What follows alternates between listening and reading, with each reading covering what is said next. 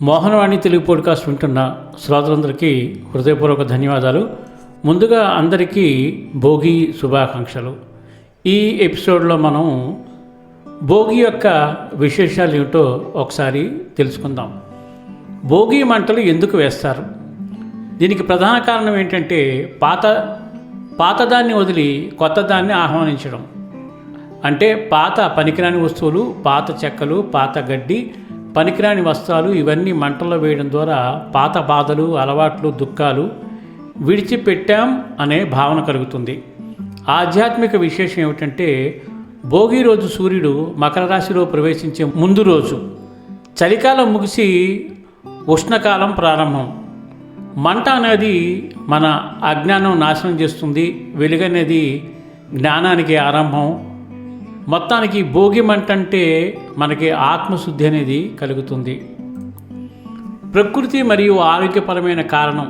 చలికాలంలో గాలిలో సూక్ష్మ కీటకాలు ఎక్కువగా ఉంటాయి, వ్యాధి కారకాలు ఎక్కువగా ఉంటాయి. ఈ మంట వేడి వల్ల క్రిములు నశిస్తాయి, వాతావరణం శుద్ధి అవుతుంది, శరీరానికి వేడి లభిస్తుంది. అందుకే పిల్లలు, పెద్దలు మంట చుట్టూ తిరుగుతారు.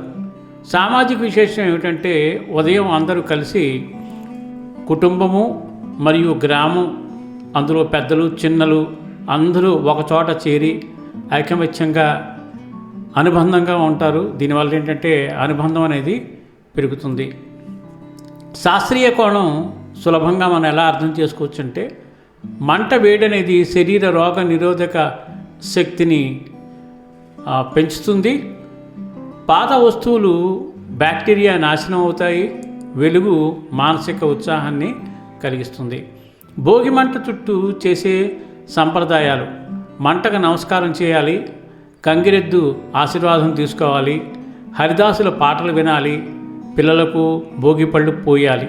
చిన్న మాటలో చెప్పాలంటే భోగి మంటలంటే పాతది పోయి కొత్త ఆశలు పుట్టే అగ్ని. అందరికీ భోగి శుభాకాంక్షలు, అందరికీ భోగి శుభాకాంక్షలు. పిల్లలకు భోగి పళ్ళు ఎందుకు పోస్తారు? భోగి పళ్ళు అంటే ఏమిటి తెలుసుకుందాం. రేగి పండ్లు, చెరుకు ముక్కలు, పూలు, నాణ్యాలు ఇవన్నీ సంపద, ఆరోగ్యం, మాధుర్యం సూచకాలు కనుక భోగి పళ్ళు పోస్తారు. ఎందుకు పోస్తారంటే పిల్లలపై దృష్టి దోషం పోవాలని, సంపూర్ణ ఆరోగ్యం మరియు ఆయుష్ కోసం ప్రకృతి దేవతలకు కృతజ్ఞతగా భోగిపళ్ళు పోస్తారు. దీని వెనక ఆధ్యాత్మిక భావన ఏంటంటే చిన్నపిల్లలు దేవతా స్వరూపం, వారిపై ఆశీర్వాదం వర్షించాలి అన్న భావన. ఎన్ని సంవత్సరాల వరకు భోగిపళ్ళు పోయొచ్చు, సాంప్రదాయం ఏమిటి అని గనక మనం చూసినట్లయితే 0 నుంచి 7 సంవత్సరాల వరకు పిల్లలకు భోగిపళ్ళు ఎక్కువగా పోస్తారు. కొంతమంది కొన్ని ప్రాంతాల్లో 9 సంవత్సరాల వరకు లేదా 12 సంవత్సరాల వరకు కూడా ఈ భోగి పళ్ళు పోస్తారు. ఎందుకు ఆ వయసు వరకే భోగి పళ్ళు పోయాలి అనేది చూద్దాం. పిల్లలు ఆత్మికంగా, శారీరకంగా అత్యంత సున్నిత దశలో ఉంటారు కనుక వారికి భోగి పళ్ళు పోయడం అవసరం.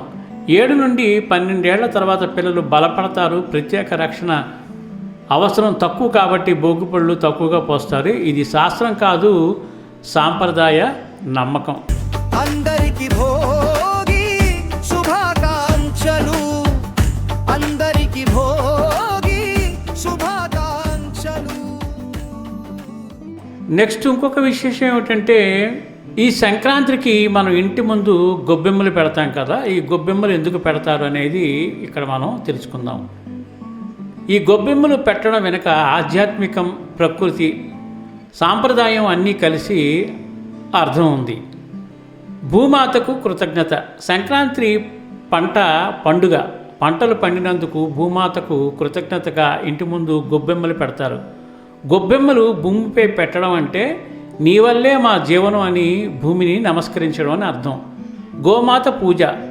గొబ్బెమ్మలు గోమయం అంటే పేడతో చేస్తారు. హిందూ సాంప్రదాయంలో గోమాత పవిత్రం. గోమయం ఇంటిని శుద్ధి చేస్తుంది, క్రిములను నశింపజేస్తుంది, పాజిటివ్ ఎనర్జీ ఇస్తుంది. అందుకే గోమయంతో చేసిన గొబ్బెమ్మలు శుభప్రదం. సూర్యుడికి స్వాగతం. సంక్రాంతి అంటే సూర్యుడు మకర రాశిలో ప్రవేశించడం, గొబ్బెమ్మల చుట్టూ పూలు, పసుపు, కుంకుమ పెట్టడం ద్వారా సూర్యదేవునికి స్వాగతం చెబుతారు. పిల్లల ఆనందము మరియు సంస్కృతి.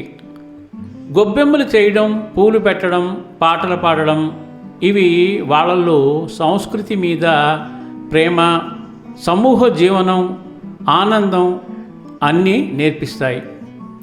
ఇంటికి శుభం, ఐశ్వర్యం. నమ్మకం ప్రకారం గొబ్బెమ్మలు ఉన్న ఇంట్లో లక్ష్మీదేవి నివసిస్తుంది, దరిద్రం దూరం అవుతుంది, ఐశ్వర్యం, సౌఖ్యం కలుగుతాయి.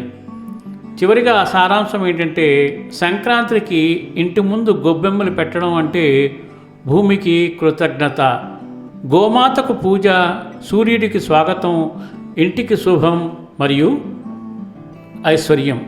నిజంగా ఈ గొబ్బెమ్మలు పండగ అనేది పల్లె వాతావరణంలో, పల్లెటూరులో చాలా బ్రహ్మాండంగా చేస్తారు. అక్కడే పశువులు ఉంటాయి కాబట్టి పేడ అనేది విరివిగా దొరుకుతుంది. ఈ పట్టణ ప్రాంతాలకు వచ్చేటప్పటికి మనకి సర్వసాధారణంగా 90% ఏ ఇంటి ముందు మనకు గొబ్బెమ్మలు అనేవి కనిపించవు. దీనికి కారణం ఏంటంటే, ఒకటి స్థల ప్రభావం, రెండవది ఏంటంటే ఈ ఆవులు అనేవి, గేదెలు అనేవి లేకపోవడం, పేడ అనేది లభించకపోవడం, ఒకవేళ లభించినా చేయడానికి ఇంట్రెస్ట్ లేకపోవడం, నామూషి అని ఫీల్ అవ్వడం, ఇలా రకరకాల కారణాలు ఉంటాయి. అందుకే కొంతమంది ఏం చేస్తారంటే, ఈ పండుగను ఎలాగైనా జరిపించుకోవాలని చెప్పి తప్పకుండా పల్లె ప్రాంతానికి, అంటే వాళ్ళ సొంత గ్రామాలకు వెళ్ళి అక్కడ చాలా అద్భుతంగా, ఆనందంగా జరుపుకుంటూ ఉంటారు. ఏది ఏమైనా మన సంస్కృతి వెనుక కానీ, మన సాంప్రదాయం వెనుక కానీ అతి పురాతనమైన చరిత్ర, విలువలు కూడా ఉన్నాయి కాబట్టి వాటిని మనం రక్షించుకుంటూ ముందు తరాలకు అందిస్తూ ప్రతి సంవత్సరం ఈ పండుగలు జరుపుకుందాం. సర్వేజన సుఖినో భవంతు, లోకా సమస్త సుఖినో భవంతు. ధన్యవాదాలు. స్వస్తి. అందరికి భోగి శుభాకాంక్షలు, అందరికి భోగి శుభాకాంక్షలు. మన మోహనవాణి కార్యక్రమాలు మీకు నచ్చినట్లయితే వెంటనే ఒక లైక్ చేయండి, అలాగే కామెంట్ చేయండి, ఎక్కువ మందికి షేర్ చేయండి. సబ్స్క్రైబ్ చేసుకోకపోతే వెంటనే మన ఛానల్కి ఇప్పుడే సబ్స్క్రైబ్ చేసుకోండి. ధన్యవాదాలు.